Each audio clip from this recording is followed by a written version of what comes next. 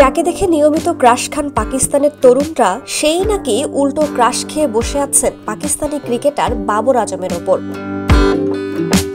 বলছি পাকিস্তানের ইনস্টাগ্রামে পরিচিত মুখ দুয়া জাহরার কথা। সম্প্রতি একটি টিভি চ্যানেলে দেয়া সাক্ষাৎকারে দুয়া হাজরা জানান বাবরের প্রতি নিজের দুর্বলতার কথা।